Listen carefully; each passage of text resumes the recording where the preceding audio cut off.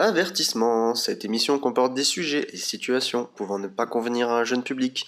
La présence d'adultes responsables est conseillée. L'abus d'alcool est dangereux pour la santé, consommez avec modération. Oubliez tout ce que je viens de dire, c'est complètement faux, on vous ment depuis le début.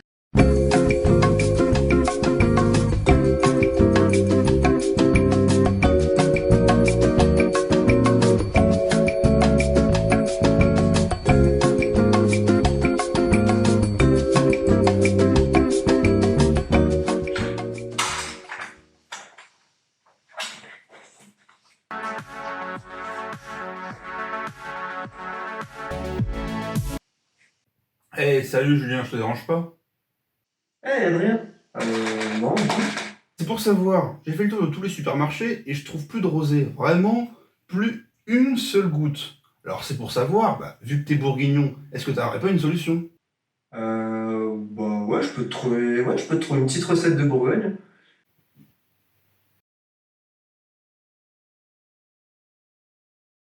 Hein? Une recette? Mais non, t'inquiète pas, hein, je t'envoie ça dans la journée. Vas-y, ok, à toutes.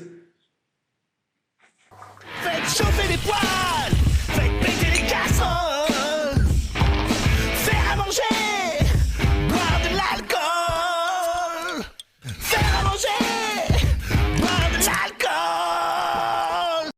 Bonsoir à tous, c'est Diabolo X9, on se retrouve pour un nouvel épisode des recettes compartes. On est en Bourgogne, on est dans ma cave.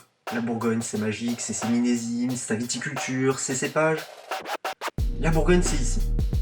La Bourgogne est à 2 heures de Nancy, on peut venir pour faire un week-end avec ses amis, faire la tournée des caves, c'est vraiment super sympa. Voilà, je dis ça comme ça, si jamais je peux donner des petites idées away. Enfin, aujourd'hui on s'attaque à un gros morceau, le rosé. Mais pas n'importe lequel, le rosé bourguignon. Ici on a un rosé tout ce qu'il y a de plus traditionnel, un rosé corse, un rosé qui accroche, mais le rosé bourguignon lui, c'est une boisson qui dérouille, mais qui est tout de même assez subtile. Je vais vous présenter les deux seuls et uniques ingrédients de cette recette qui se transmet de génération en génération. À ma droite, le Bourgogne, le vin rouge, du pinot noir. Et à ma gauche, le chardonnay, du vin blanc de la côte chalonnaise. Alors le rosé bourguignon, c'est très simple. On va commencer par prendre la bouteille de vin rouge et on va aller remplir délicatement le fond du verre. Faut pas en mettre trop. Et ensuite, on va aller prendre le vin blanc. Et donc, la petite astuce, c'est de remplir le verre jusqu'à ce que le mélange devienne rosé. On va y aller délicatement, c'est important de respecter les proportions. Voilà, c'est comme le Ricard, faut pas mettre trop d'eau sinon elle est noyée.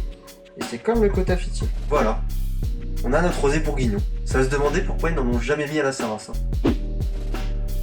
Maintenant qu'on a fait le rosé bourguignon, je vais vous montrer comment on le déguste. Tout d'abord, on va agiter un peu le verre, comme ça. Ensuite, on va devoir l'aérer en bouche. Alors pour ça, il faudra faire un petit mouvement du palais. Et ensuite, il faudra le mélanger dans sa bouche pour bien imprégner la saveur. Puis ensuite seulement, on avale.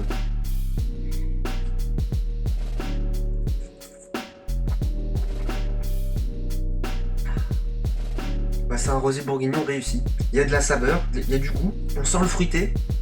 Ça pique un peu, mais c'est pas mal. Voilà, c'était les recettes compartes pour vous montrer une des légendes de ma région. J'espère que ça vous a plu. C'était Diabolo X9 pour Arcade. Bonne moufette!